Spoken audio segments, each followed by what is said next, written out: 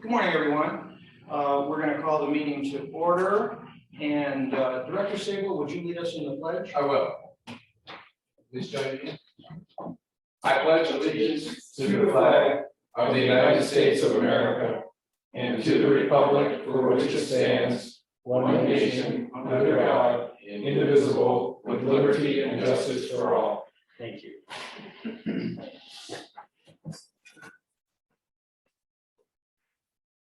Do we have any communication or announcements from the board at this time? I have one. Okay. Yesterday, I sat in on a 1-hour webinar that was on, it was by AAAE, and it was recovering from COVID and how airports and consultants and how from each viewpoint, how each one is dealing with it. Mm-hmm. And they had a pretty long discussion on design build. Okay. And one of the things they said, which I think I'm sure the staff has thought about, but it was that if you've got design build, they can, like during this time when lumber was so sky high, that actually they could take advantage of some things. Also, if they see a shortage in their pipeline on something else, they can actually do early procurement because they know they're going to be in the mix all the way. So I thought that was kind of interesting. I hadn't really thought of that one before. And Judy, who is the president of AAAE this year from San Jose, said they went from 50,000 to 500 passengers a day. But right now she said they're having a really hard time because they're having such big fluctuations. So they're trying to get their vendors back, but they're having a hard time because some days they've got many passengers and other days they're still just way below. So she said that fluctuation is really killing it. They use the time to do their CEQA and NEPA on their two big projects coming up. And one is a terminal, they're going to build 14 new gates. They have 8 temps now, and they're going to take those temporaries and make them permanent and then add 6 more. So she said that's their number one. And then their other one, and we all know we've read that they have runway excursions with the people jumping out on their runway quite often.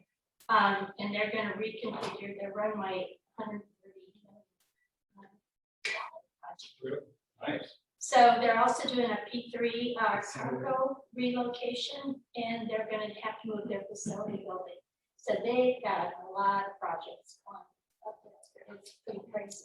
And then the chair of the board from Yuma was on, and he talked about they're down to 1 runway out of 4. And interestingly enough, because they share with the Navy, they're using all DoD dollars on their new runways. So he said that really has allowed them to stretch the dollars. Anyway, I did that one, and then I did another one with this new FAA administrator, Dickinson. Mm-hmm. And that was the day before. And he just talked about how the airports that have been collaborative and are working together have so much better chance at success in his mind. Mm-hmm. And that he was really talking about he said the number one thing is that they are with safety regulations and operations. And he said if airports are looking at that, they're going to be golden going forward. But he made a comment, and I thought it was good. He said safety is a journey, and you never really get to the end, because you're constantly looking for new ways to be safe. And I thought for us, that's kind of a good, it's kind of a nice little model. So anyway, yeah. I did two days in a row at 7 a.m. It's a good way to wake up with my coffee. I just want to share with you what I learned. Thank you, Director. I have one. Go ahead. I came across a news article, and you might have also, Reef has now established a better $500,000 relationship with one of Joby's competitors. 500 million. How much is it? 500 million. Reef put 500 million into. they're in with Joby. Say again, since you're correcting me, what? Well, Reed is in with Joby, and they have put Right. 500 million. Was it Joby? Yes. Yeah, I was trying to remember, do it from memory, I thought it was one of their competitors, they do have competitors out there, so. But I think what it pointed out to me is that, this is getting some serious stuff, and Reeve sees an opportunity here to kind of manage, a lot of the infrastructure that goes along with all that, and I'm wondering if we as the airport within the region here ought to be a little more, start being cognizant of what our cities, jurisdictions are going to have to do, and what's going on with that, because I think it's coming and it's going to be here, big time within about 5 years. And this includes where do you put the landing sites, where do you put the charging stations, and the airport itself doesn't play that much of a role as I determined it. But cities are going to be looking around for some guidance on ordinances, what's the impact is going to be. And I think we need to expand our focus a little bit among all the other things that we have to do to say what's going to be our role relative to urban mobility with these vehicles. I don't know, maybe you've already started thinking about that. But No. You want to chat for a Yeah, second? sure. Director, did you have a comment first? Now, Okay, go ahead, Mike. The industry is changing quickly, and in the past 2 months, we've seen major airlines start to buy into the concept. It's the first time we've ever seen a real conceptual idea of how these new vehicles are going to be used. That being said, the reason the airlines invest, and it's not just to fly like a taxi cab, it's to connect. So as we start to see this change, I think Director Leffel pointed it out in an email to Gary earlier this week or late last week, that now may be a good time to start considering the impact of those operations on the airport. I don't know that it's going to happen for us, but I think it's wise to have a plan. I've talked to 3 industry planners that I'm friendly with, good friends with, and they're all saying pretty much the same thing. No one yet has done a plan for how to accommodate and deal with, but they're on the horizon.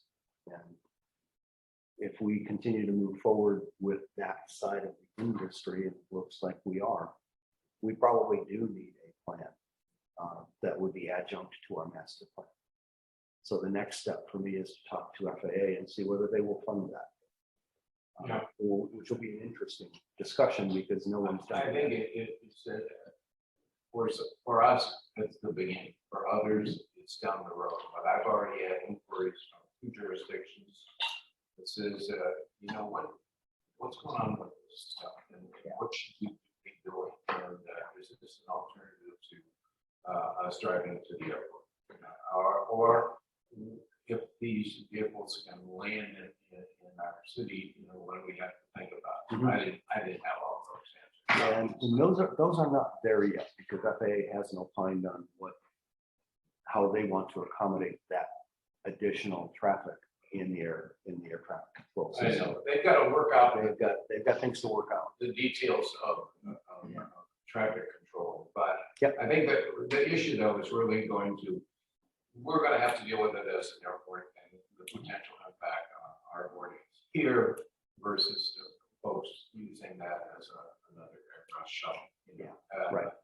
But the thing that I was kind of driving towards, should we become a resource for information, and should we eventually offer to help guide what these local jurisdictions do in that whole thing? Because we're an aviation thing, and people think of us as aviation. I'm not trying to add to our work, but I don't know, I think it's coming to us. no, it is coming to us, and I think it's probably good that we take a lead role.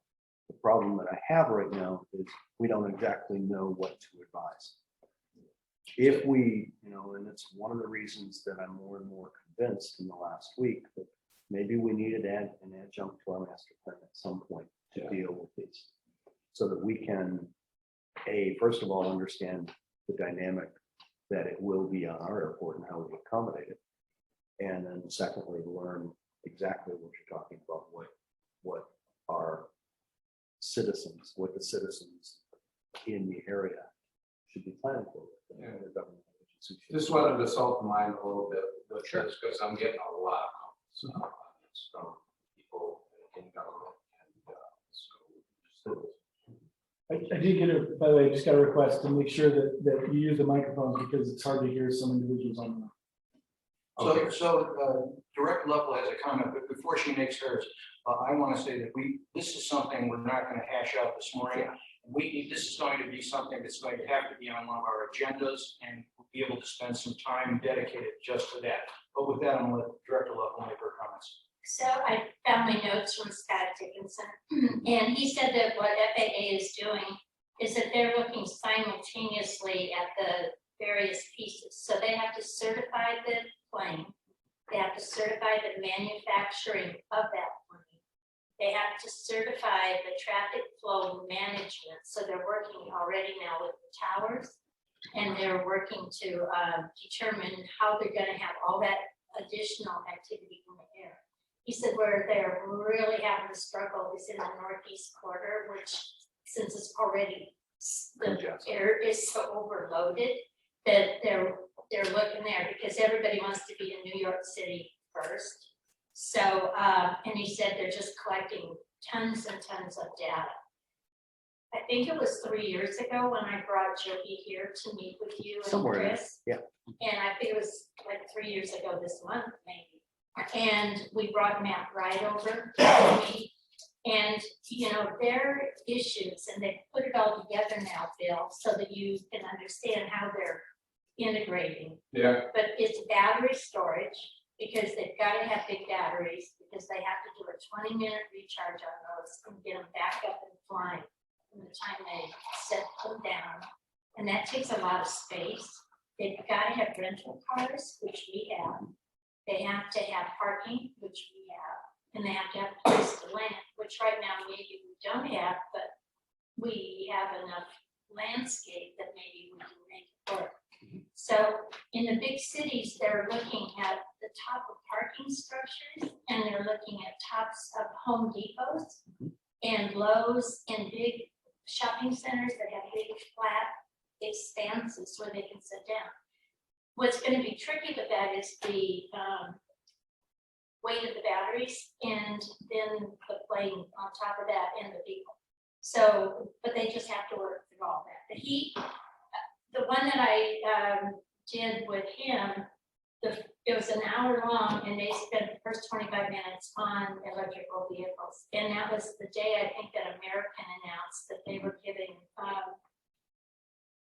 billion to vertical in the UK. And United has already done the same thing with Archer, and Archer's in Salinas. So we've got Archer, we have Whisk, and we have Joby, all in our Tri-County area. So I arranged a tour with Jimmy Panetta to go out to Joby, last month, and we were out there. It's pretty fascinating because they are so far ahead of everybody else. They already have been flying for an hour at a time. So they know they've got a product up in the air. Everybody else is still talking about getting one up. Joby's is up, and it's been flying kind of related for 2 years. So I think you've got some opportunity. And the Defense Alliance, when we met last week, I don't know, Phil, I know you left, I think before we finished, but I talked a little bit about Joby and the importance of having Hunter Liggett and the Defense Department, because the Air Force put, can't remember how many millions into Joby.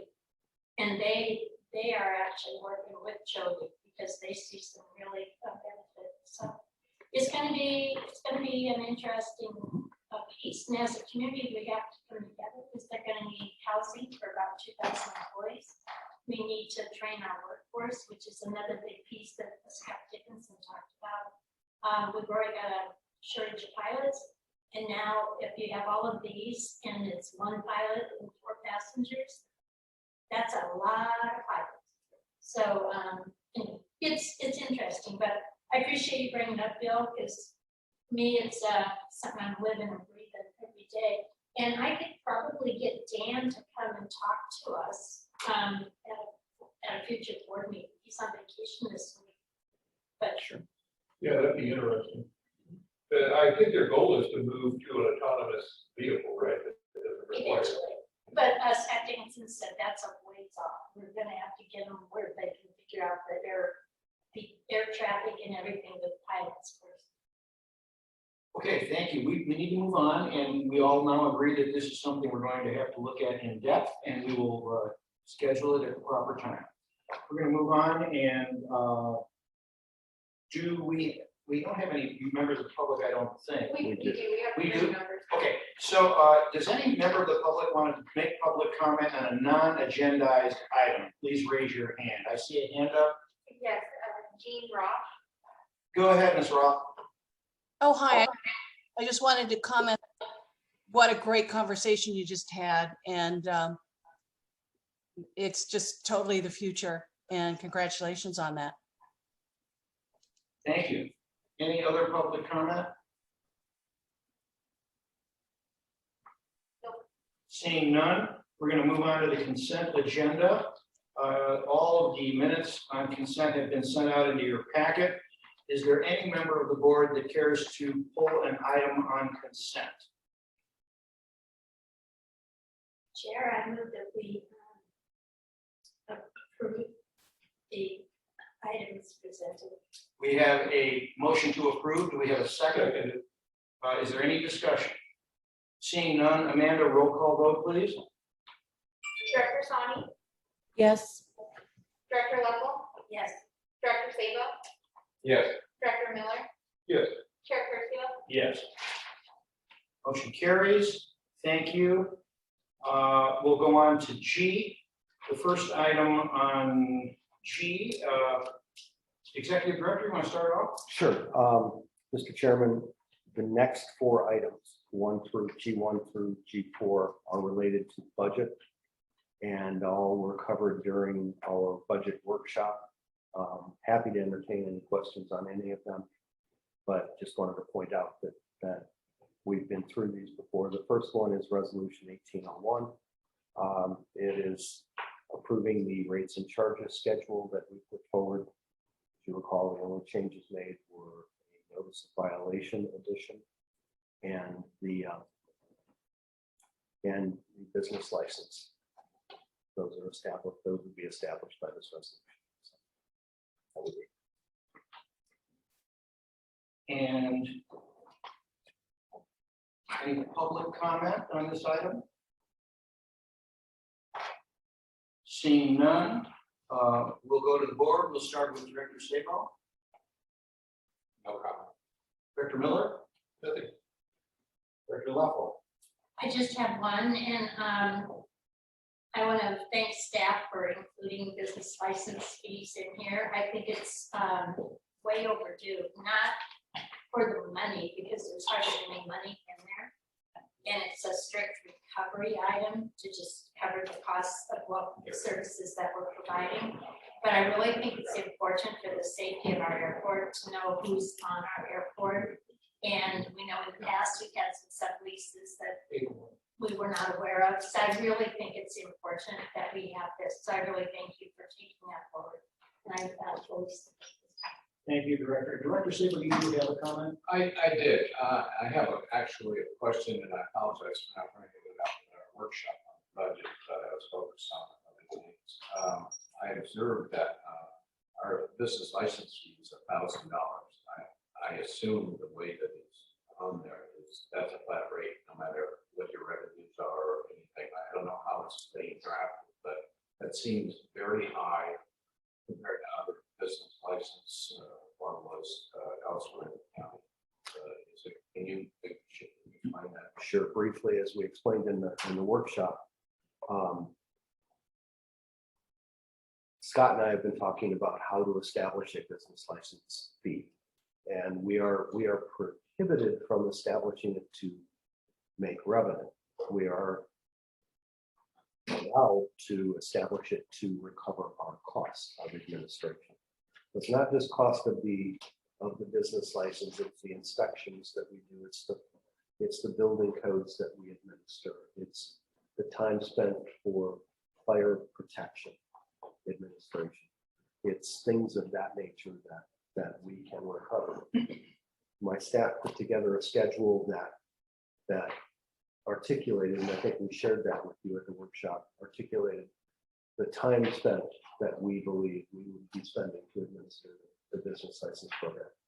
$1,000 is just a little light of where we would be to recover. I think it was 1,030 or something like that we showed you. So it's nominal difference, but it does allow us to recover what we spend to administer. The sidebar to all of this is we need to be able to know who's doing business on the airport and that they're properly insured. And that's, to me, that's more beneficial than the revenues that we would generate to recover. At least we will know who's on airport doing business and that they're properly insured, so that ultimately, if something happens, we know that they've got coverage and we can position ourselves appropriately. And if let me dive a little bit deeper into that for a reason. You're correct, Director. So it is actually substantially higher than many that you see. I'll use it just as an example. The city of Monterey utilizes a business license fee that's actually a tax. And it's based on the revenue, and there's a formula that they use based on annual revenue. That has to be passed by the voters to be valid. In this instance, what we're doing is, because of, and I'll use other public agencies that have several thousands of businesses that operate. It's physically impossible for them to inspect every single business, to do a fire inspection for fire safety, for an occupancy check and things like that. We're actually nimble enough and small enough with the number of properties that are located on the airport. Because we're on the airport, it is actually, and the policy that we've been sort of directed to look at is, it's more important to know who's on the airport because of the security features that we necessarily have, because of the importance of the air transportation network and keeping it safe. We are going to be doing annual fire inspections with the fire marshal and annual building code compliance inspections. You are entitled to recover the reasonable cost of those fees from each business. Now, if there were some, and I'll give you just as an example, some places where my law firm operates, we have a physical presence in 2 locations in the state of California. But there are some public agencies that have mobile business licenses for, think of like appraisers, right? Real estate appraisers. Well, they're just going to come in for the day, appraise a property, and then go back to their home base, which is outside of the public agency. $1,000 fee for that business would not be reasonable, right? These are for businesses physically located on airport property. And so, because of the inspections and the staff time that it has been, that we have estimated it's going to take, this is actually, as Mike mentioned, just slightly lower than the actual cost we believe it's going to be for each individual business. Now, and again, I'm just going to use as an example, if you think it's going to take 2 hours for a fire marshal to inspect each business, if one of them only takes an hour and a half and another one takes 3 hours, you're not required to charge different fees for the actual time on the ground. It's an estimate over all of the properties that you inspect, and then what's the reasonable cost for doing that business. Yes, it's high for a business license fee. However, the services behind that are substantial. And it's more than what most public agencies do. Most cities, for example, do not have annual fire marshal inspections for every business in the city. They just can't do that. They're simply too, there are too many of them. Usually what they'll do is they'll do every so many years, they'll come and do one. Sometimes they'll come and just look at the fire extinguisher, but that's it. Different agencies do them differently, but this one has been very carefully calculated to reasonably approximate the cost for each business and to allow you to recover the full cost that it costs you to provide that service. Okay, and have we been doing these fire inspections on businesses to date? We have. We do it annually. Yes, every year. Yes. We do fire inspections, we do building code inspections. We do those annually. Well, I hear what you're saying. I comment on it, just ask the question. Sure. Comment on that. Yeah, sure. My concern here is with having a business license fee. I think it makes sense, and I fully support that. What I'm concerned about is that we have some small businesses, and I presume this also includes folks in our non-aeronautical area too. Is that correct? Okay. But I haven't seen, nor have any of us really seen what your final plan is for the business. Like you're drafting that, it'll come out. And so I'm concerned about the small shop and putting $1,000 on the small shop. That's a big deal, you know. The jet center, not a big deal, you know. So I'm concerned about the impact on small businesses, particularly those that we're trying to attract here, you know, maintenance facilities and stuff like that. So I'd like to propose an amendment to the rates and charges. I apologize for not bringing this up as a workshop, but I think it's important that instead of the item saying $1,000, that it is TBD, to be determined at the time that we have a full plan for the business license, the application of the business license fee, and that would be my proposed amendment to the rates and charges. Okay, so before we entertain the amendment, we've got a couple of other directors that want to check in. Sure. So Director Sani, do you have anything? Thank you, Chair Curcio. I just wanted to say that we did review this in Finance Committee. Director Leffel didn't do that as we typically do. And we asked a lot of questions. There were no deltas for the changes in the rates overall for things. And, you know, besides the fines and licenses, and we did really discuss even the fines and what the intention was. And some of it's, you know, we'll see how it goes, as this is the first year. So that's all I'd like to add. Thank you. Director Miller. Scott answered one of my questions. I was aware that cities have a sliding scale. And how many businesses are we talking about roughly for this effect? We think about 24. 24 businesses is all. Correct. Okay. And Bill, I was a little bit confused. So when you say to be determined, my understanding is this has to be a flat fee for everybody. We could charge less, but we couldn't charge more than our costs are to provide all these services, correct? Yes, although let me expand on that just a little bit. Yes, your statement is correct, although you can take different categories of businesses. As I mentioned before, for example, businesses that are itinerant or just temporary businesses where they don't have a physical presence, but they come on, you know, to do a certain service and then leave. The justification would be there's no building there to inspect. There's no building to inspect and things. So you can have different charges for different categories. Yeah. But I think the idea in including this was included for those that have a physical presence on airport property. So my understanding is we're not even looking at those itinerant people that come and go. We're looking at the established brick and mortar businesses here on the airport. At the moment, that's correct.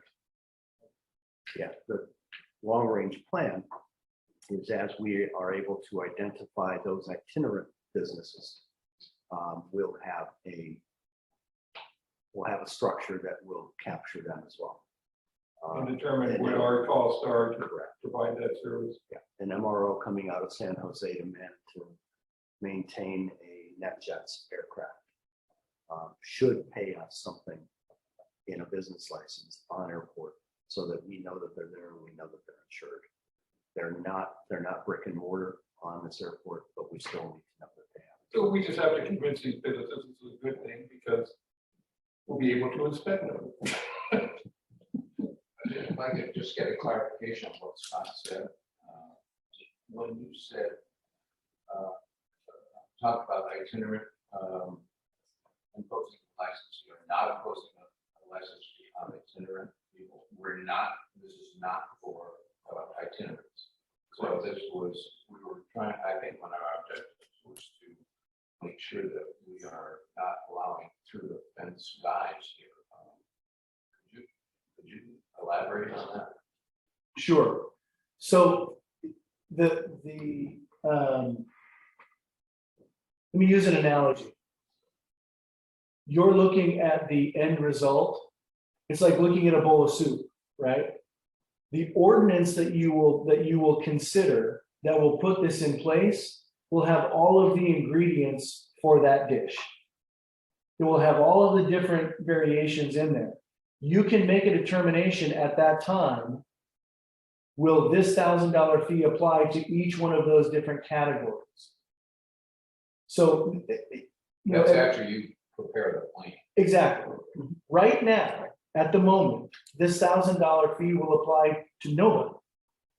We wanted to put it in the rates and charges so that it was approved, so we didn't have to go back and amend the rates and charges. But you have the ability to determine who will this apply to in the ordinance that you will consider at an upcoming meeting. Does that make sense? Yes. So, Yeah, you answered my question. I guess I'm still. So Director Sabo, you will entertain a motion. Well, yes. I still, as I stated before, I think it needs to be determined since it's not effective till January 1, the actual rate, and we will not actually impose. We'll have to have an ordinance, as I understand it, in order to impose that. But then when it's stated at $1,000, and we still have to have an ordinance to do it. I don't know why it's in there at $1,000. I want it to be determined, and that's based upon what is presented to us in support of an ordinance. Because I'm still concerned about some of the details on first.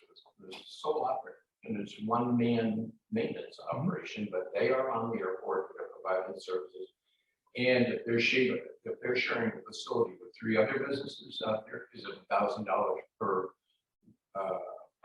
participant, per tenant in that building. And so I want to have the amendment. My motion is to amend to say the rates and charges for business license fee are to be determined, and it's not effective until January 1. We have a motion. Is there a second to Director Sabo's motion?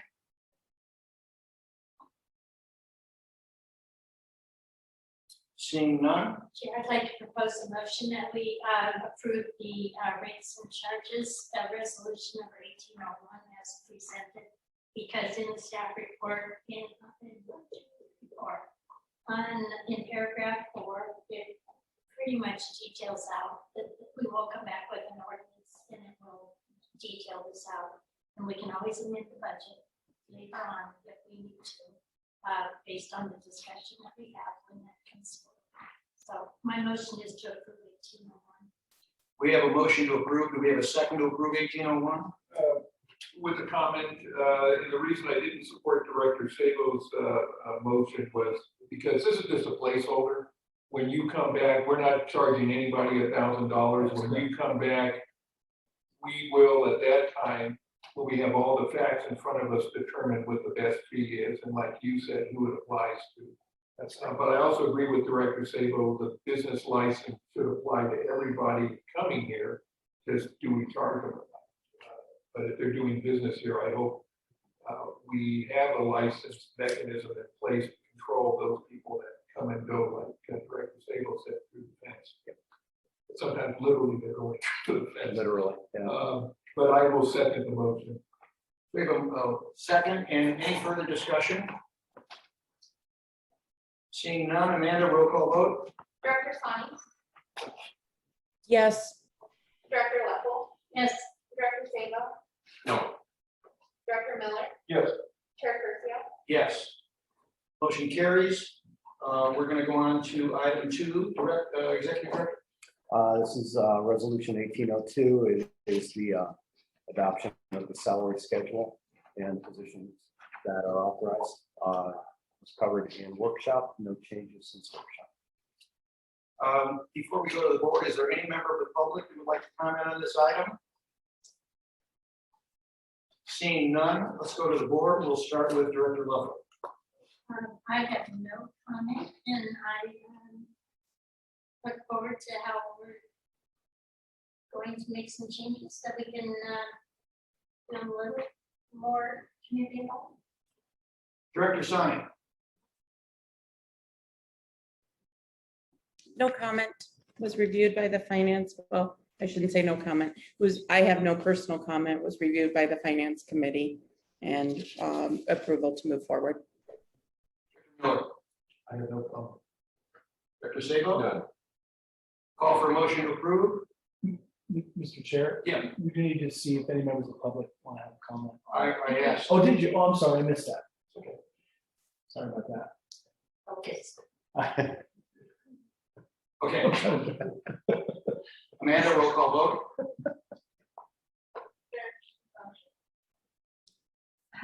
I move. Wait, Yeah, no, we did it. Yeah, we have a motion in the second. Somebody vote. we have a yeah. Sorry, I missed that. Yeah, you're ready to. Director Sonny, Yes. Director Level, Yes, Director Sabo, Yes. Director Miller. Yes. Chair Curcio. Yes. You guys are testing me. It must be the blinds being closed. All right, thank you. Let's move on to item 3, Executive Director.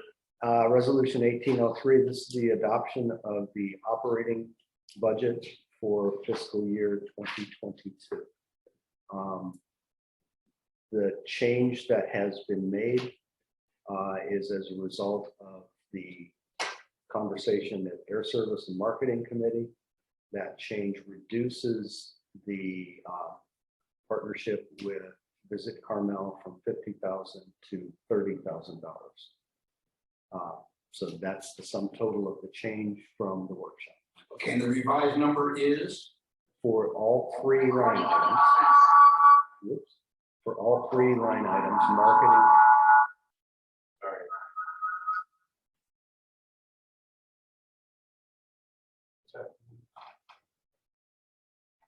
We'll try it again. Yeah, go ahead. Marketing, public relations, and air service development, $193,500. Okay, before we go to the board, does any member of the public want to make comment on this? Seeing none, let's start with Director Sonny. Any questions or comments? I do have a question. Does this marketing budget include a strategy effort in the next couple months? We have invited our marketing partner, Chris Chidlaw from Chidlaw Marketing, to present the strategy at the July board meeting. So answer is yes. I appreciate that. That's my only question. Thank you. Director Love.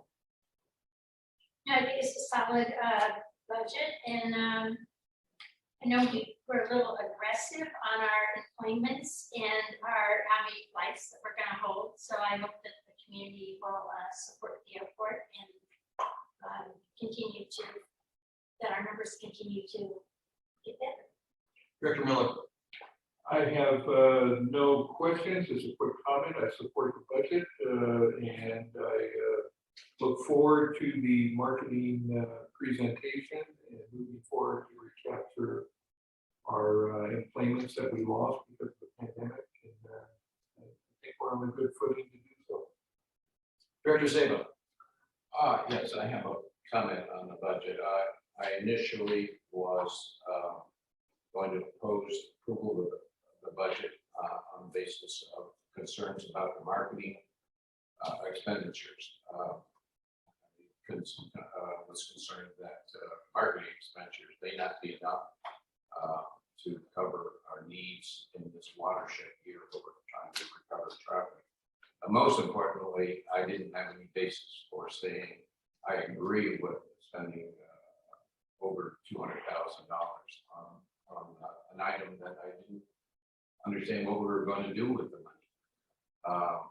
At our services committee meeting, I expressed that concern, and we came to an agreement at the committee meeting that, which included the executive director, that if we had basically made the marketing and public relations expenditures placeholder on this budget approval, that within 60 days we would have an actual marketing strategy and plan presented to the committee and to the full board, detailing what our objectives are and how we're going to get there using these dollars. And so with that, I agreed to support the budget as published and now revised. And so it is more than just a presentation by Mr. Chidloff. It is the actual present.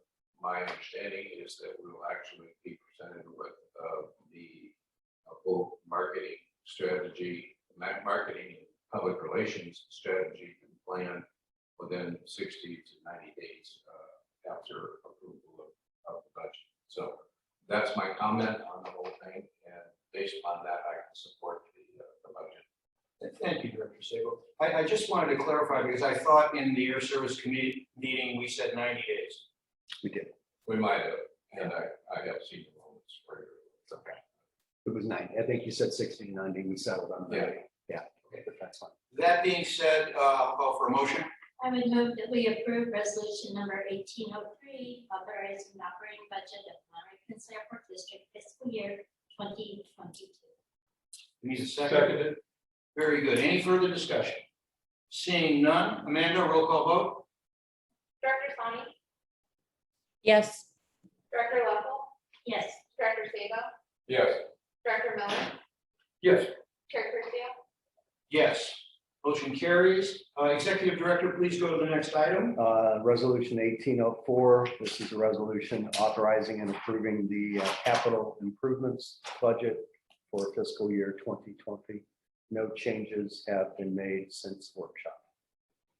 Before we go to the board, I'll ask the public, is there any member of the public who would like to make comment on this item? Seeing none, let's go to the board. We're going to start with Director Sabo. Okay, thank you. And again, apologize for not necessarily bringing this up in detail at the workshop. I was focused on other things, but I have a couple of questions that maybe Mike, you can help with on the capital budget. Has the building 505 demolition been approved for CARES Act reimbursement? No, at this point, we have not submitted for that. Can we? Yes. But It falls currently we within have the lawful, even though it's on non-aeronautical land, it still qualifies as an airport project. there are ways to make it work. Yes, Falls within that law. Okay, there are ways to make it work. Yes. that law is really hard to read. Ask Chris and Tim because they spent a lot of time on that law. It is complicated. Yeah, okay. Well, I wanted to make sure that we've already spent, according to the capital budget document, apparently we've already spent 2021 money on that project. We have something. Yeah, we did as you recall, the board approved probably 3 meetings ago, I believe, a contract with GGG. GGG was active in mitigating the environmental concerns in the building. That work is done. The next step will be at some point to present you with a demolition contract. Okay. So we will, since it's covered by the CARES Act, that's our plan for paying for this. CARES Act money. Our strategy for CARES Act funding is to remain the same. We cover any shorts and misses in our budget as it relates to operating and district only capital. So in fact, if we need to, we can submit this project for reimbursement. So it comes out of the CARES Act file versus coming out of our cash reserves. Is that correct? Initially, it will come. Yeah, out of I know, cash we have to reserves. go through a reimbursement process, Right. but I get. It has the potential to be a CARES Act reimbursement. Okay, Yes. just wanted to make sure that I understood. The other thing on 505 demolition, and I'm very concerned we're spending substantial sums of CARES money, which I'd like to see us guard, but we're spending a substantial amount of CARES Act money at a time when I don't know that we have an alternative revenue generating use for that space. But I noticed that in 2021, that same project was budgeted for $250,000. There was no projected expenditure in 2022. Now it's been increased. The whole project has increased $100,000 up to $350,000. I guess I was kind of okay with it at 250,000. Now it's 350,000. I haven't seen any documentation that says why would the cost expand. These Do you are understand my question? Yes, these are budget items.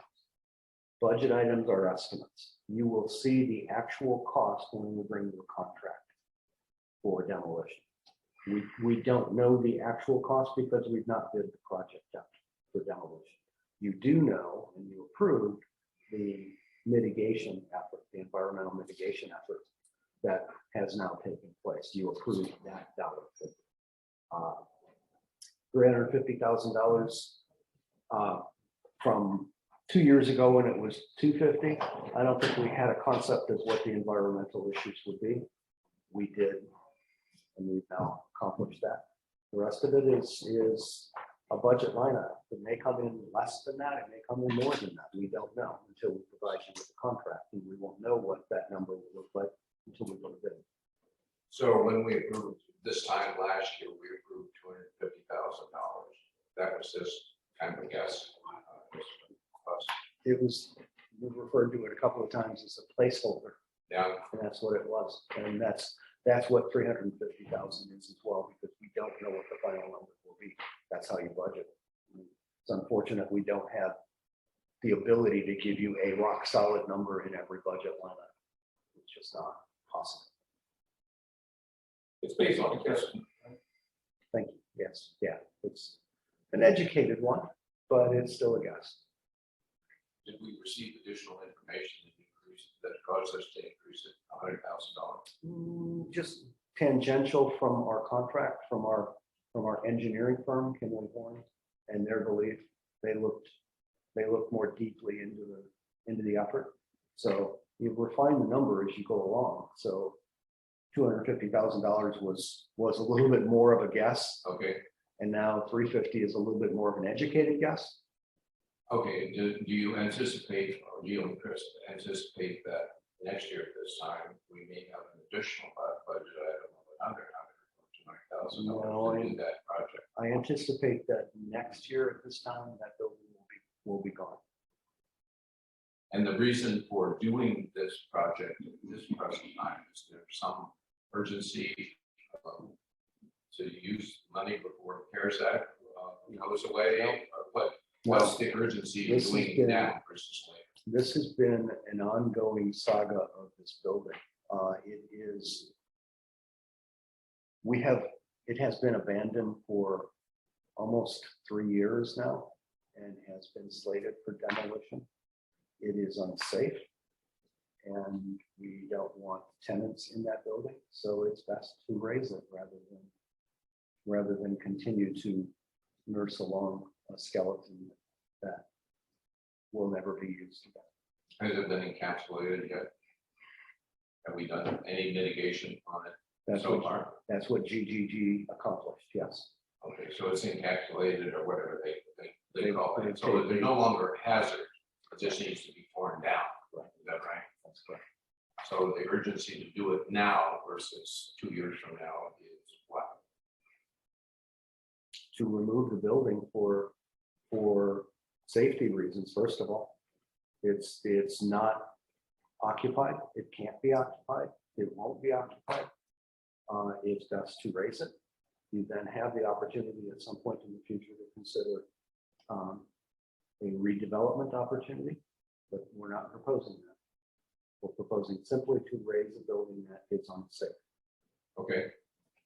And on the water system, just sometimes we call it distribution system, sometimes it's something else, but I was a little confused as to how we're paying for this.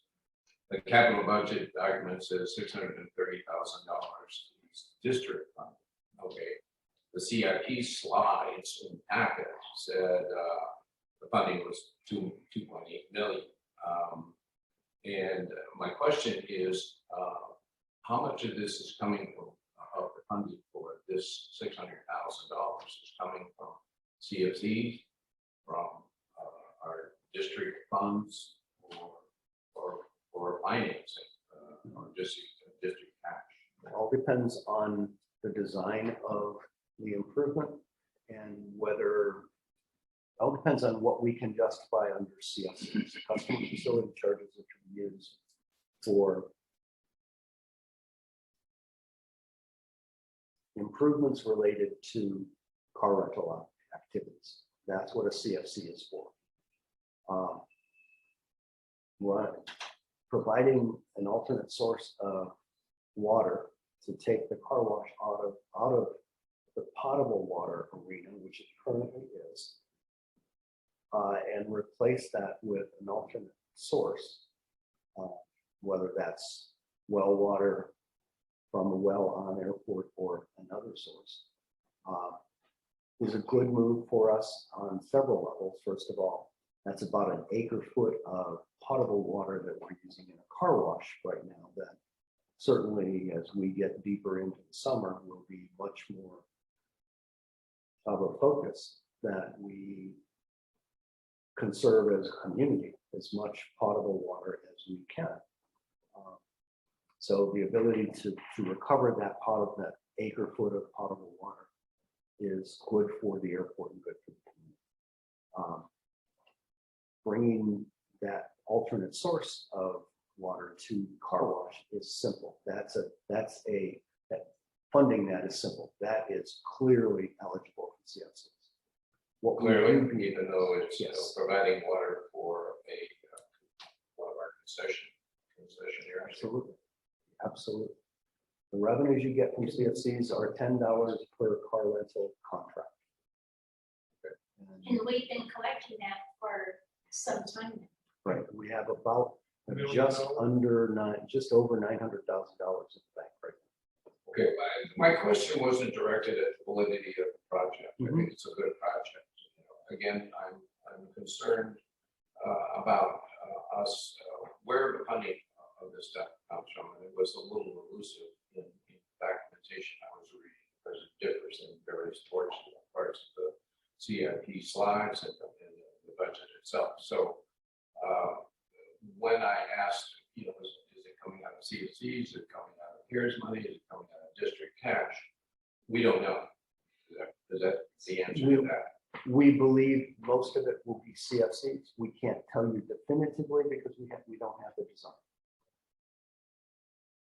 Okay.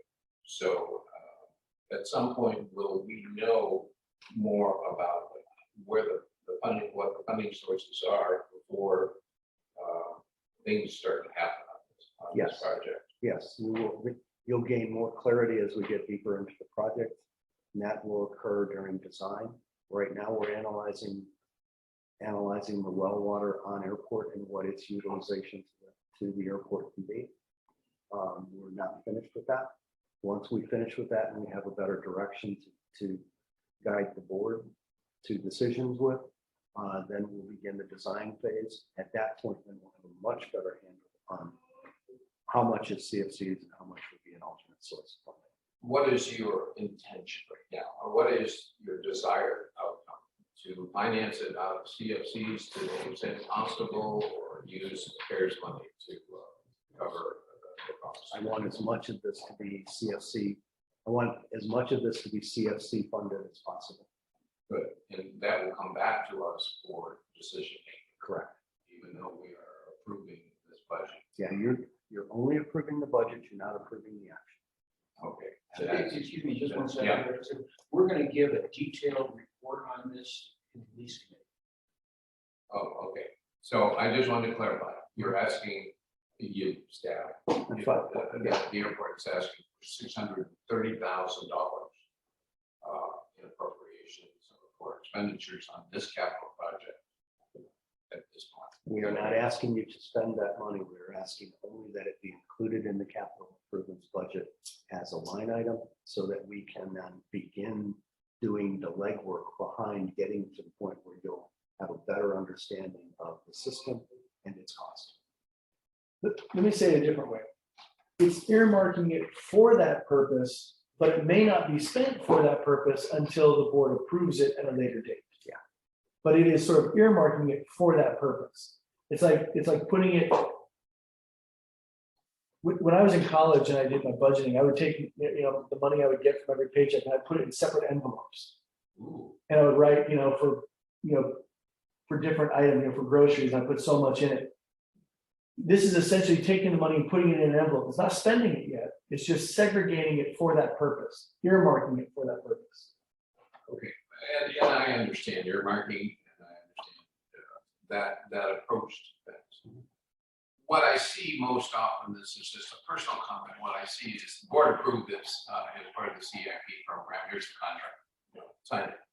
And it takes a real effort at that point to say, I don't think I understand where the money's coming from and all that. So we're going to learn more before a contract is put in front of us or whatever.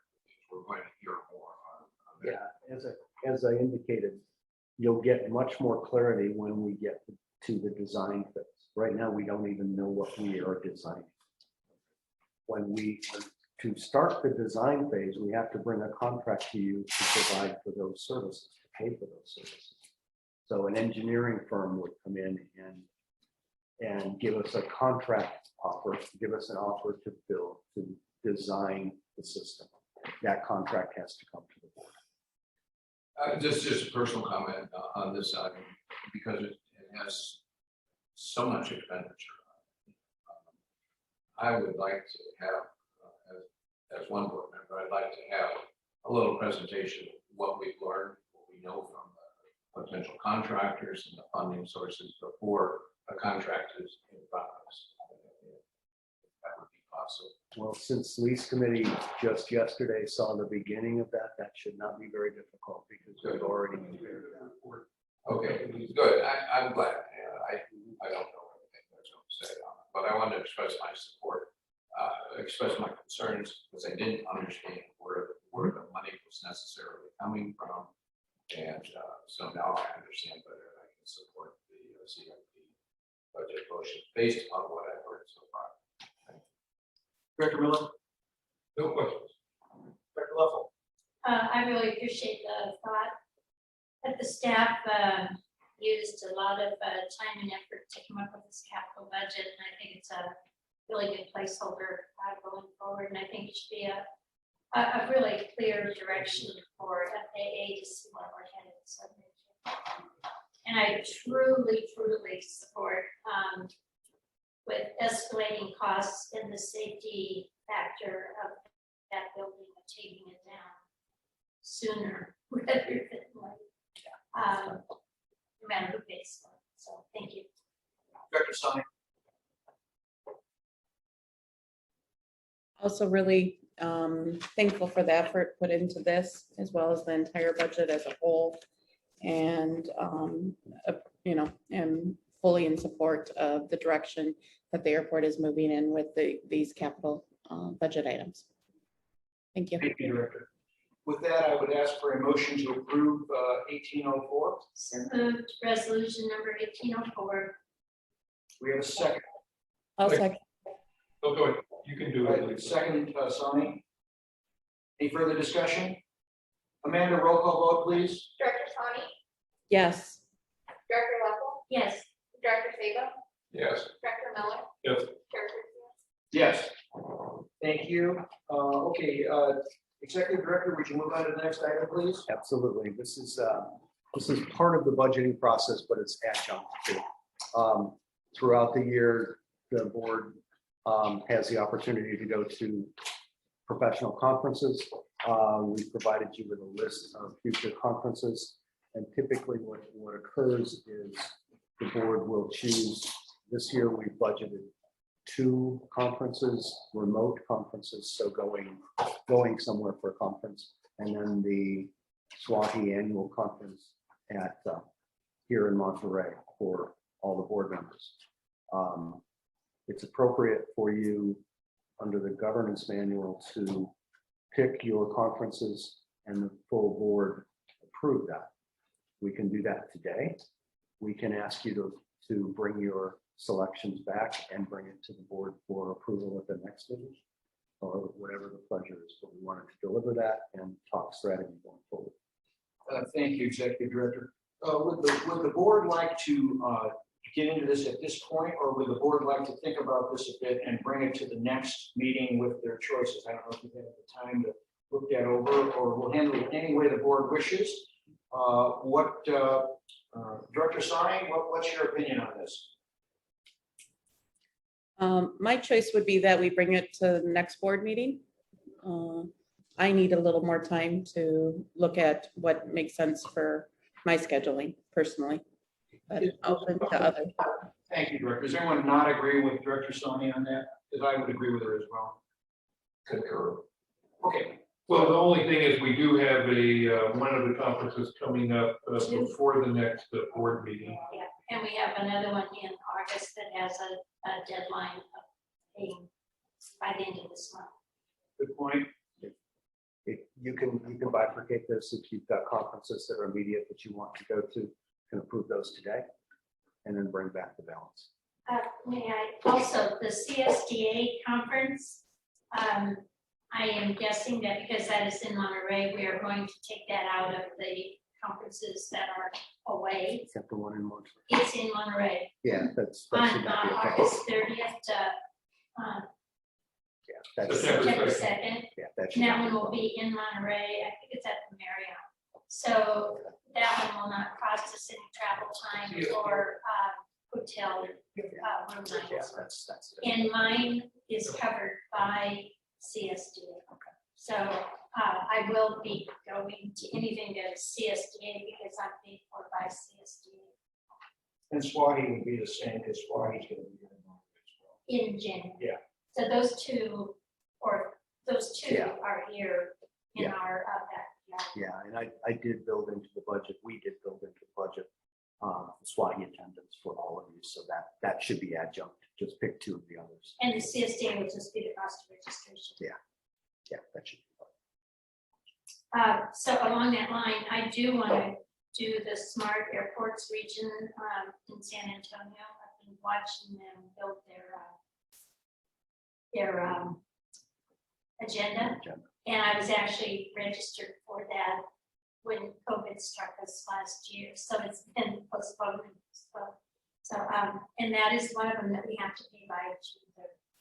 So if we could approve that. And I wish to attend SMART as well. Director Miller? Unfortunately, I have a conflict with SMART, but I was hoping to attend the AAA. So let's take them one at a time. So, Director Sabo, are you attending? No, I do not intend to attend SMART or. AAA. No. Director Stein, would you have any interest in attending SMART in San Antonio? I might, I need to look at my personal calendar and things are still in flux there personally. So let's do Sort of. let's do AAA because that's July coming up. Director Level, are you planning on doing AAA? Okay, I at this point am planning on doing AAA. Director Miller, Yes, and you said no, Director. Chair Curcio, did you say you are or are not? I am. You are, okay. Okay, so what do we actually need a motion on those? It would be appropriate, yeah. to Okay, approve that. so if we do these, we should be fine on being able to address the rest, the latter side of it later on. Absolutely. Okay, so can we combine the motion? See no reason why you can't. Wonderful. So at that point, I would just call for a motion. I'll move that directors Curcio and Miller attend the AAA January 11th to 13th in Las Vegas. And directors Curcio and Leffel attend SMART airports in August in San Antonio. Call for a second. second. Any further discussion? Yeah, we should let the public weigh in on this. Any questions or comments from the public on this? Seeing none, Amanda, roll call vote. Director Sonny, Yes, Director Level, Yes, Director Sabo, Yes. Director Miller. Yes. Chair Curcio. Yes. Thank you. At that, we're going to move on to H, which are the board committee reports and accepting department reports. And as we did last week, I would like to ask if any member of the board, before we get into the standing committee reports, has any question for the staff on staff reports. Keep in mind, this is strictly questions that will not be covered in standing committee reports.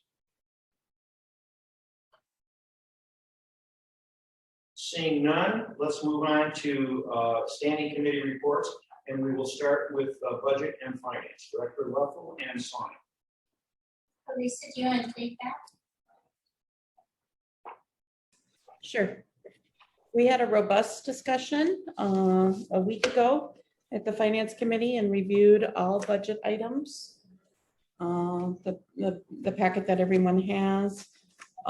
In addition, we went over accounts receivables and our typical monthly oversight agenda items that we go through. I think we've talked a lot about the budget and was approved via the board, so I don't think there's any need to spend more time on that. I think that's about it.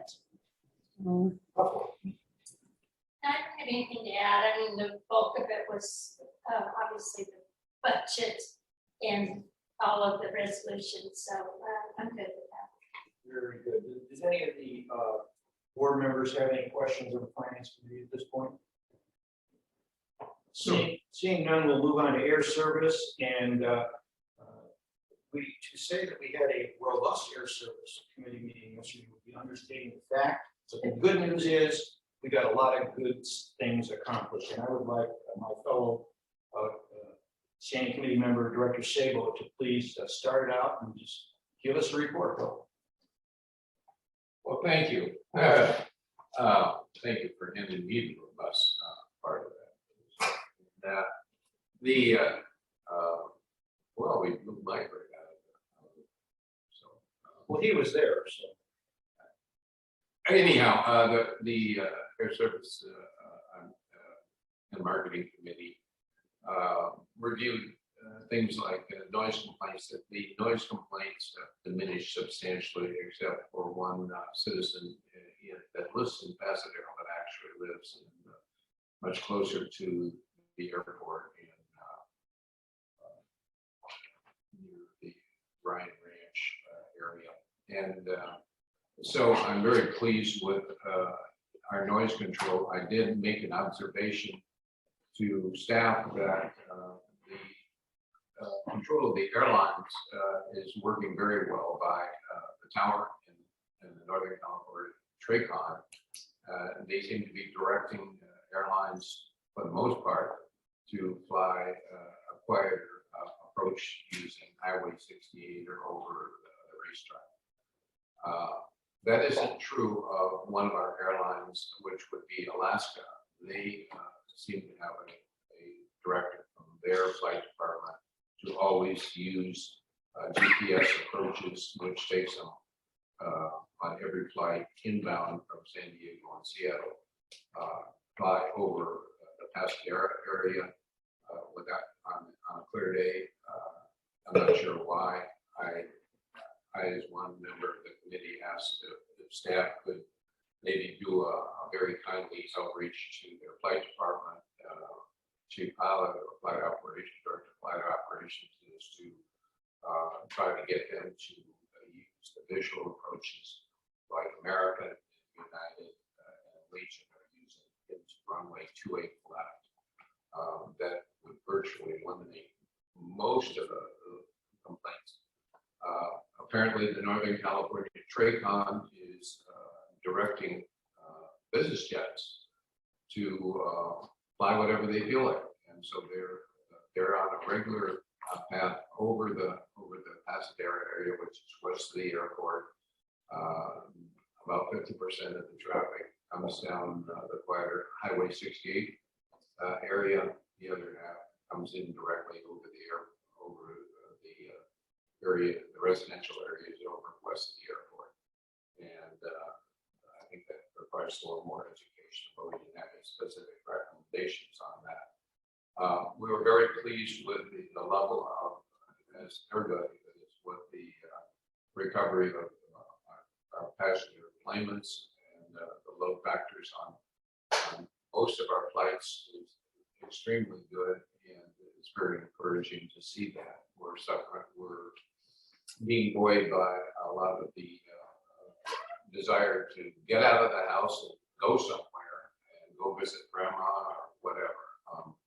We don't know on the rise in enplanements whether that's people coming from afar or our local residents, but we are going to do an awful lot to try to determine in the future where our enplanements are coming from, which launched into a discussion of this as being a very watershed time for us, different from all the other periods we've had in the last 10 years, where recovery of our local residents, to at least me, was very important versus trying to do marketing outreach to the others, to destination cities like Dallas-Fort Worth. So I have extreme concerns as one member of the committee that we may lose traffic to San Jose International, which is aggressively advertising and marketing. And they need to fill up an awful lot of seats as well. And we need, in my opinion, in order to address that, we need to be even more aggressive in ensuring that our local residents value this airport, use this airport, and suggest to people that are coming from the Midwest, the East Coast, that they know that there's an airport here. So that one. The traffic's good right now, but I think everybody, all the industry analysts, suggest that this may be a bubble, and it may settle back down to something a little more normal. But all in all, it's a very encouraging sign. We then talked about the marketing plan, or what was needed in terms of a marketing plan, and maybe Director Percy, I agree, or maybe we disagree, but I thought it needed to, on the expenditure item, that is upward of $200,000 to $300,000. We needed more documentation to endorse that kind of expenditure, and to know what our objectives are, what our strategy is for both marketing and public relations, and we needed more detail. We, the committee, and we, the board, because it's so vital to retaining our airlines that we get our local customers into those seats. So we had extensive discussions on whether that was feasible or not, and actually developed a plan that was. The executive director indicated that he would have Chris Chidlaw, who is our marketing or what is his title? I call him marketing partner. Marketing partner, our marketing partner. He does an awful lot of our ad placements to come and talk to us about what he's doing and what he sees going forward. There was also agreement, and correct me if I'm by mistake here, but I think there was agreement that we would have a more detailed marketing strategy plan and a more detailed public relations and detailed plan and strategy within the next 90 days. And with that, I could support the current expenditures. My opinion is that we are not spending enough in those categories, that we need to increase our expenditures. I provided some information that I gleaned, that I developed myself about certain items that might go into a plan. And I also provided the executive director with an outline or some documentation on how to prepare a marketing plan for a small commercial airport. So I'm very hopeful that that will occur, and that summarizes an hour and a half worth of discussion on the subject. Thank you. Did I cover it? No, and I do agree with you, by the way, and I told you yesterday that I feel that there's nothing wrong with having a marketing plan in writing. One thing that I interpreted that maybe is a little different the way you interpreted it. First, let me say that, and Director Sani, we are trying to address your concerns on this. They are quite valid, and that was part of the reason we have Mr. Chidlaw appearing next month, and you will be able to ask him any of the questions or share the ideas that you have with him. We felt that was a much stronger way of getting to where we need to be, rather than trying to have directors talk to members of the marketing committee or of the air service committee and then back. And then, so we're going right to the source in July. And please come prepared to that meeting to ask any questions that you have on PR or marketing, and also any suggestions. Please feel free to offer them at that time. The only clarity I would ask, because it was, I believe I have this right, and I'll ask the executive director to yay or nay on this. I believe what we said on the providing the marketing plan in writing within 90 days was if we felt it was necessary still after we had the presentation from Mr. Chidlaw. That is my recollection. Say that again. So if after we've had the presentation from Mr. Chidlaw and members of the Marketing Air Service Committee feel that we need further clarification at that point, then yes, we would proceed in putting the marketing plan in writing. I don't remember agreeing to that myself. We need the marketing plan. Sorry, I understand. So, and I'm simply saying that all you have to say at the end of that meeting is, I'm still not satisfied, and we'll have the marketing plan in writing. Okay? All right. What did it have to do with Alaska Airlines? You mentioned Alaska Airlines at the beginning of the remark. Was that have something to do with Alaska Airlines? I don't think I mentioned Alaska Airlines. I'm delusional. I hope not. I mean, okay.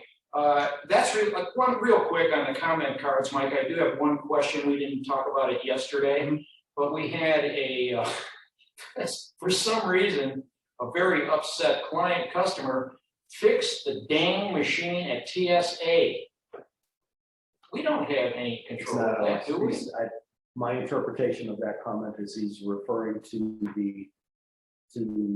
the reader at the security checkpoint where you put your boarding Right. pass in. Right. Apparently, there was some problem with the machine reading his printed boarding pass.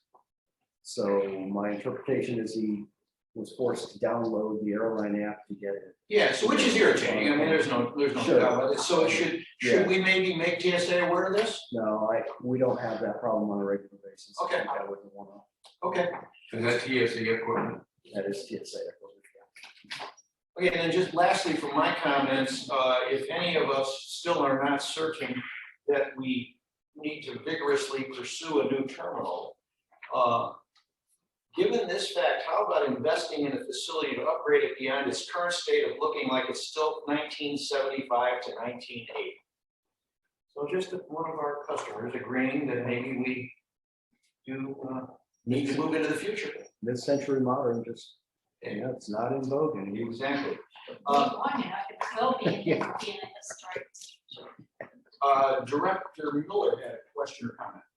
Just a comment, because it really deserves highlighting.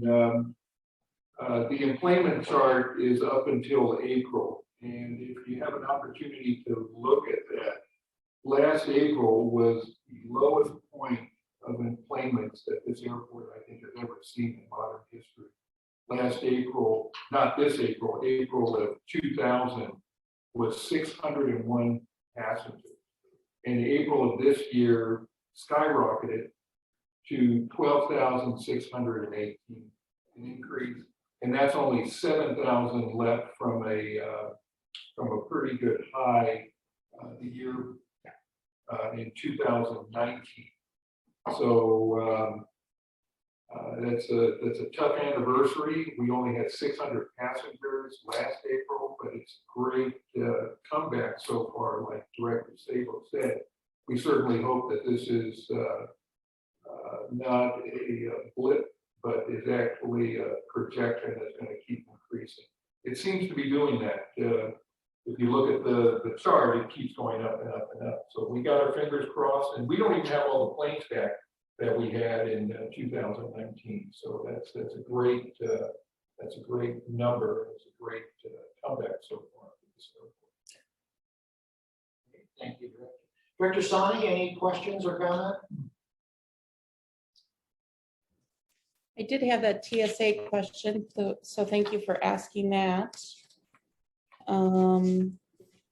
My other question on the police report, what does SITA or AOA stand for? Is that the bottom of the reports? You can go ahead and answer that. That's not air service, but go ahead. It's not for service. Oh. SITA is That's okay. security identification display area. It's one of the more secure areas on the airport from a TSA perspective. AOA is aircraft operating area. That's the runways, taxiways, ramps. It's the larger picture. So it was a special vehicle that was escorted, or just like construction? Was former President Obama. Okay. I just didn't know what the acronyms were. I do know he was visiting our area. Okay. Those are my questions. Thank you. Thank you. Director Lovell. I have a question. I saw on social media, I believe it's on Nextdoor, that we had a person who was out on our runway and that they had to be arrested by the Monterey police. No, I am unaware of that. Chris, are you familiar with that? No, I am not. I've not heard that one. Not sure where that came from. I'll see if I can go back and find it. Yeah. It was actually, I think, on the Monterey crime page. And then someone picked it up and had more information on it. So there was quite a bit of chatter over social media about it, Yeah. where we can have it. Yeah, which would be wildly interesting because Monterey police have no access to the airport. So I I'm know, not sure where it came I from. figured they must have just made a mistake. I think Police so, department, yeah. but Yeah, I think so. I'm not sure what that's from. Okay. Then we'll move on to our lease meeting, and Director Miller, why don't you take that one on? Well, we had a very involved meeting. We had Kimberly Horn and, sorry, what was the name of the other vendor that we used? Behrman Hydrologics. And we were looking at water source. They gave a presentation that at some point will be brought back before the whole board once staff is able to. Right now it's just premature. We need to work on what costs are before they come to us with any plan that would require our approval. But it was very interesting. We were focusing, we do have problems with our north side wells. These were looking at 4 wells on the south side. They did some preliminary studies on them. 2 of them are very promising to hopefully supply water to the Clark. If that's the case, that would open up an acre a foot of water that's right now on Cal-Am that could be used for other sources.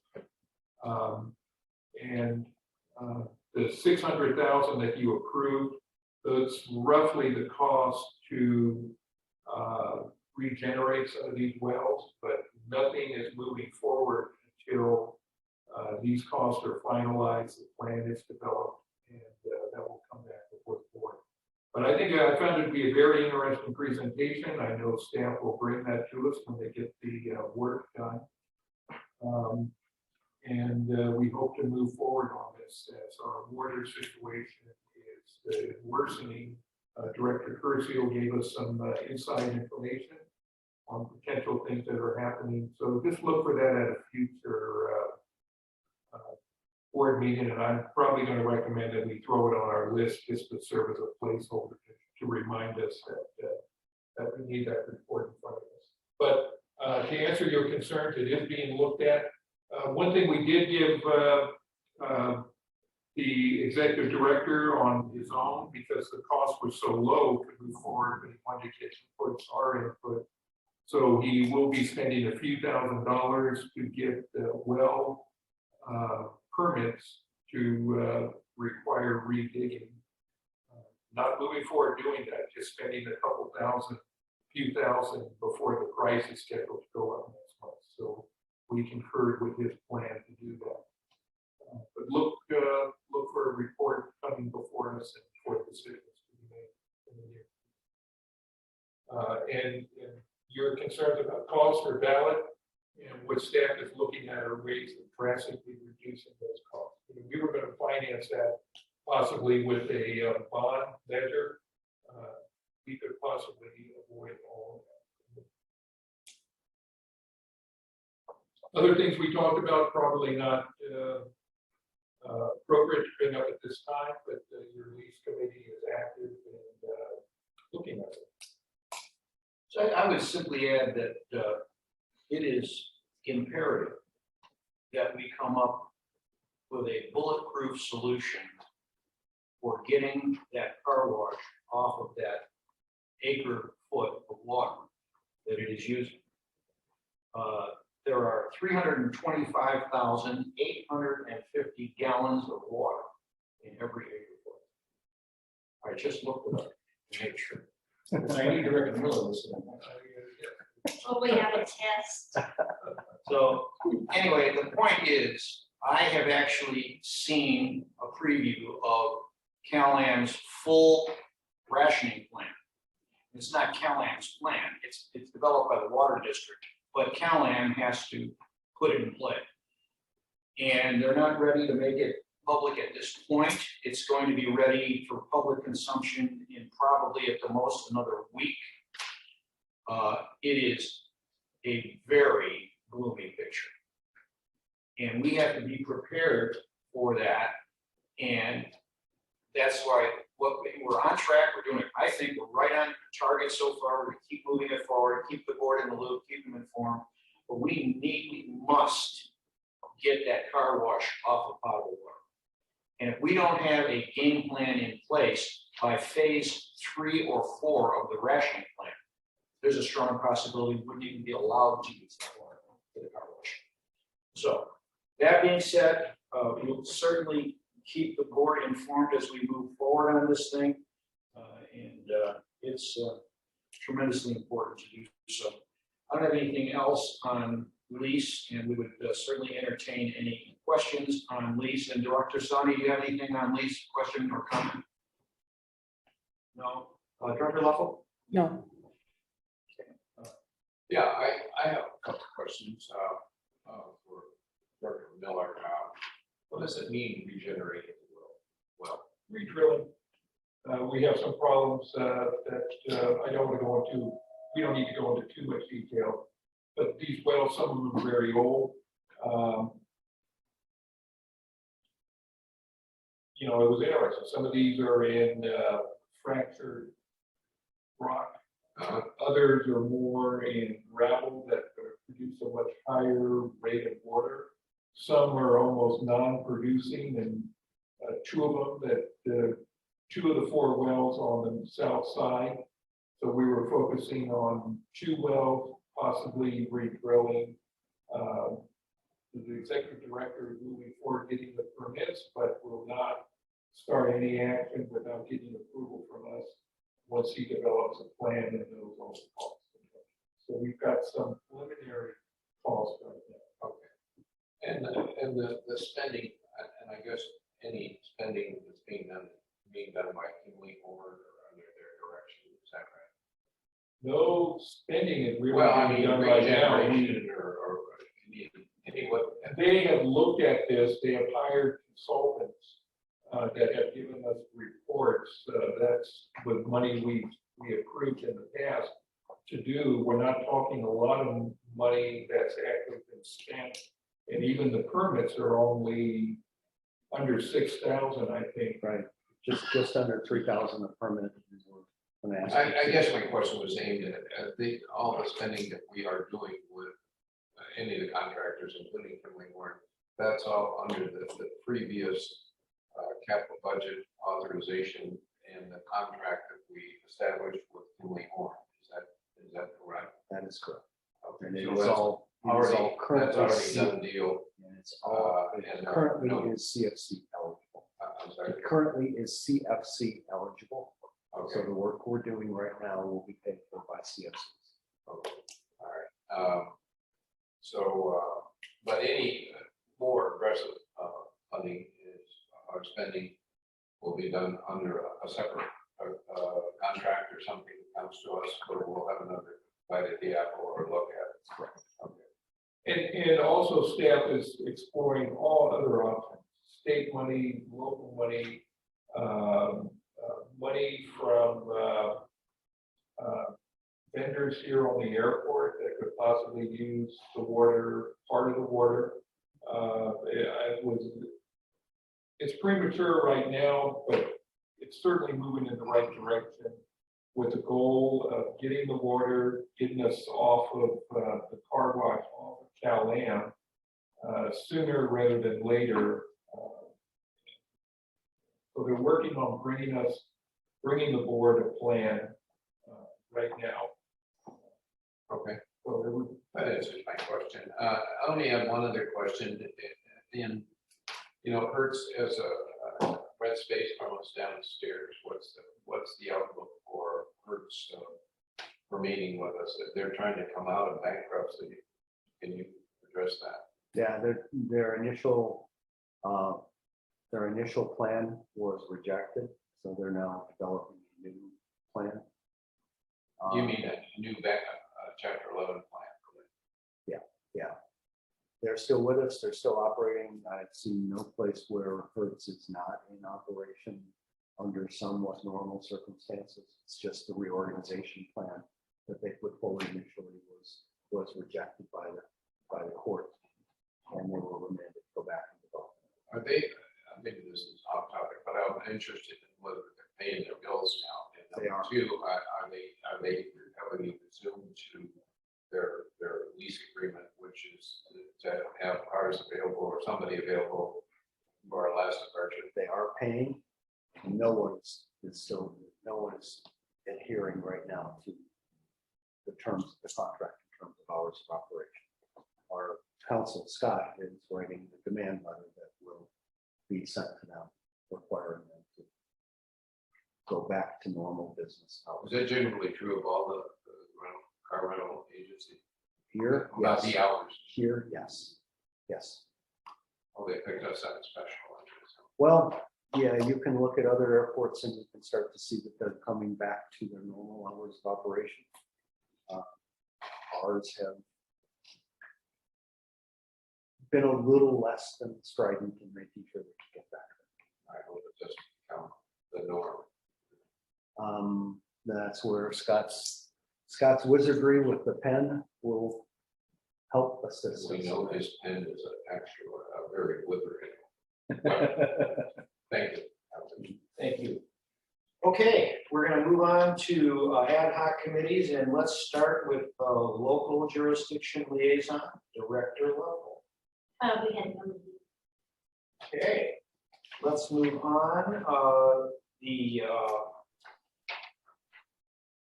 regional taxi is not until when, August? No, July. July, it's coming up. Okay. Next month. Cool.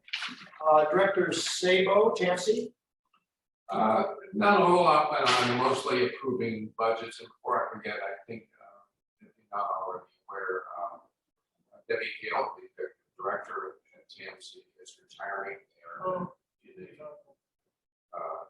a search right now for a replacement. My guess is that Todd Buck, who is the deputy there, will probably take that position.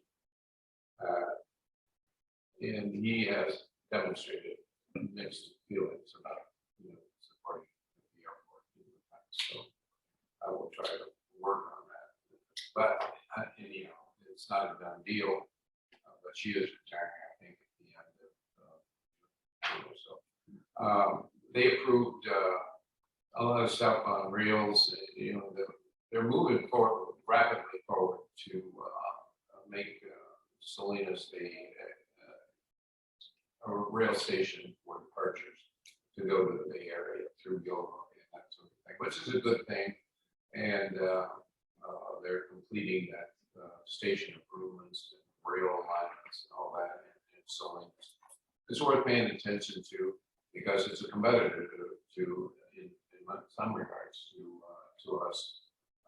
I don't know whether their connection to BTA, the light rail, which goes near the airport, will be a real option that people would ever take. But there is real funding, and the high-speed rail is still around. And they approved an overall work plan, which had some funding and some study of the Highway 68 corridor, the scenic highway. I lobbied very within my ex officio capacity to assure that they maintain a focus on that Highway 68 thing. And they, in response to that, in previous niggling, they have applied, received Tansy received authorization to apply for, in the infrastructure, the Federal Infrastructure Act, for a grant to for final design and construction of Highway 68 improvements. So once they get that grant, I think it's incumbent on us to pay a lot of attention to whether or not all those roundabouts actually improve traffic flow to the airport. And that's a complicated issue. They still seem to be finally determined to have at least 9 roundabouts between Salinas and the airport. So anyhow, that's what's not a whole lot went on that affected the airport, but things to come. Any questions from the directors from Director? Seeing none. Director Miller, special districts. We have a meeting coming up on July 20th, and I believe Director Leffel could correct me if I'm wrong. That is going to be, as you always do, that's going to be an in-person meeting with food.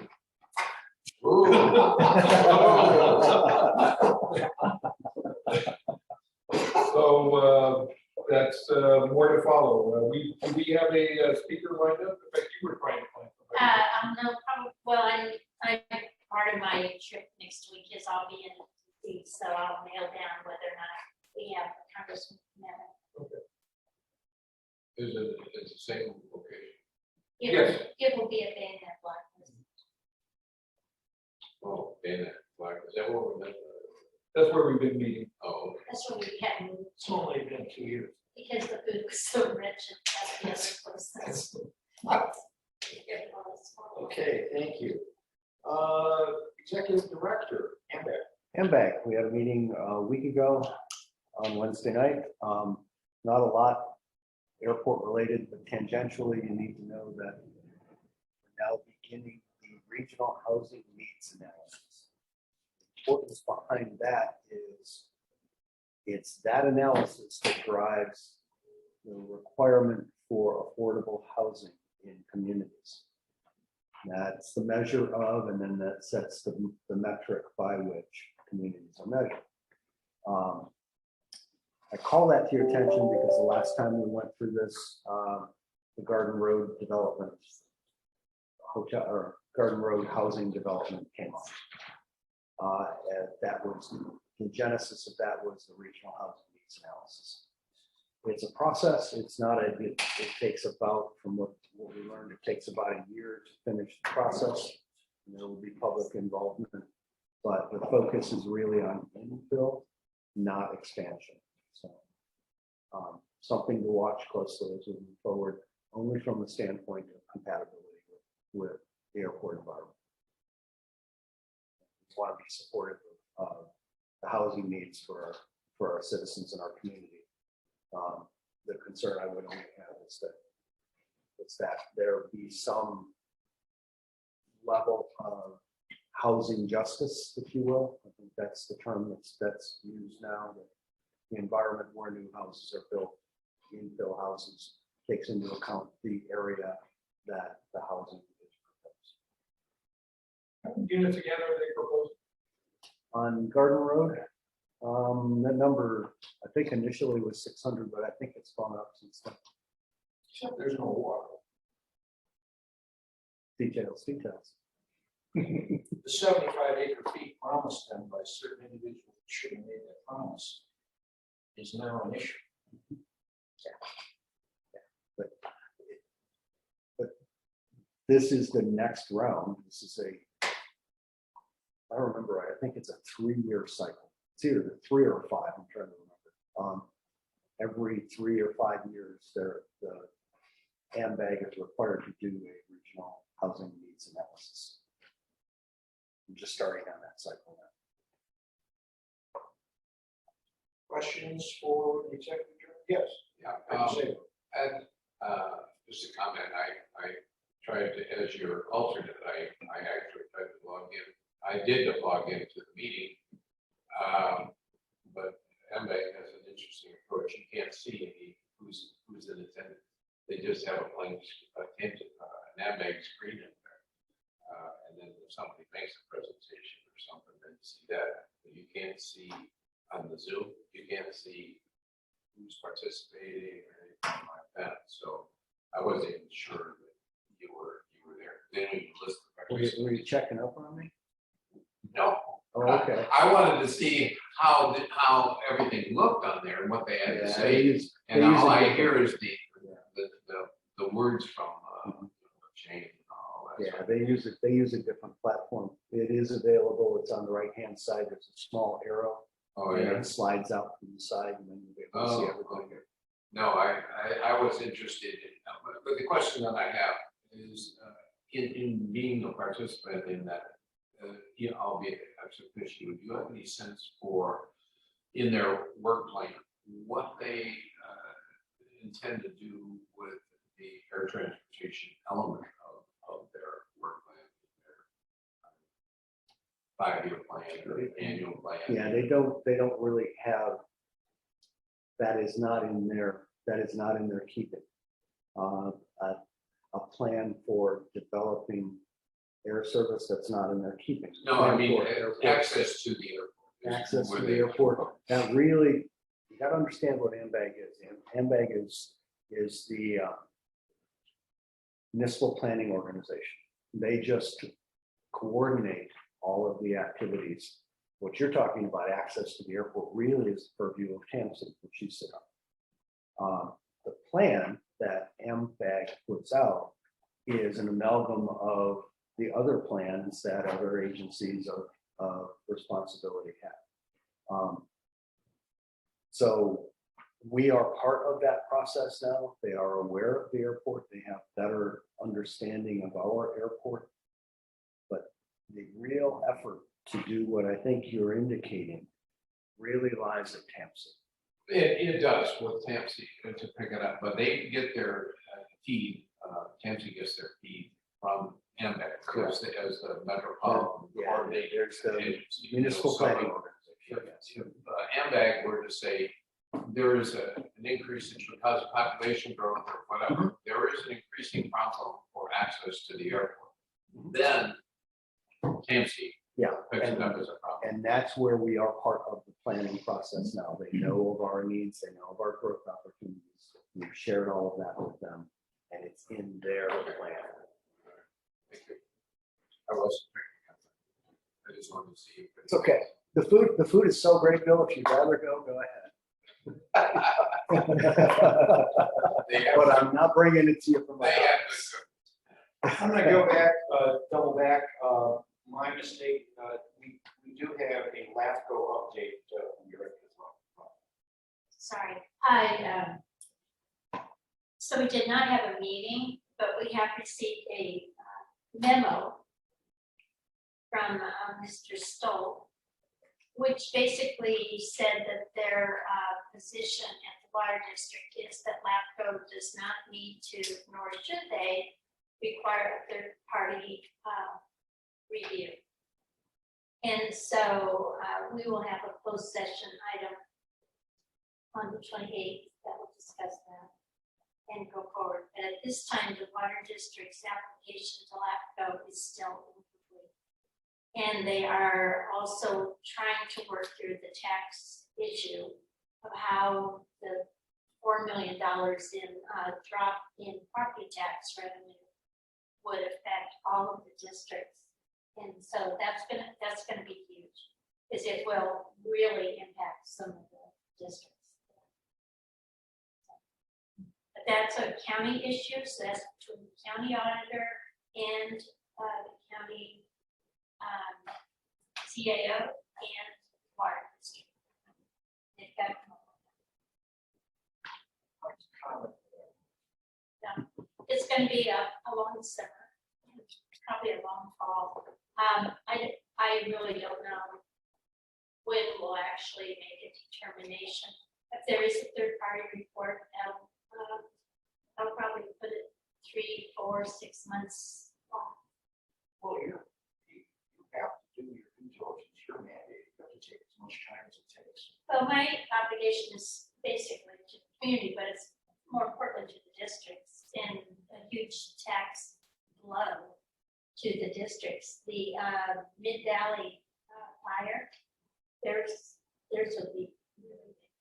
So, you know, we're all just kind of waiting and seeing. But right now, it's just more of people saying, you need this, you don't need that.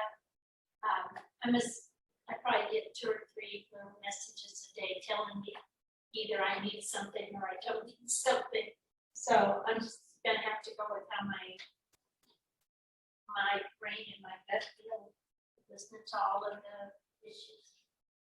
Thank you. Please keep us updated. This is really important to all of us in the district as well. So please keep us informed. And that's a $4 million shortfall. That's a It's 4.7 go. million. Almost 5. That's on the spot. And that was based on, I think, 20 numbers, which means that it's probably over 5 million now. Any questions for Director Lovell? None. Seeing none, let's adjourn open session at this time. Before we go into closed session, let's take 10.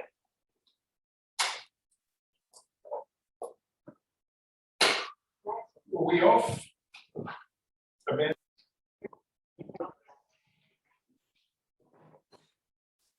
Okay, we're back in open session. Thank you, everyone. At this time, do we have any report out from closed session?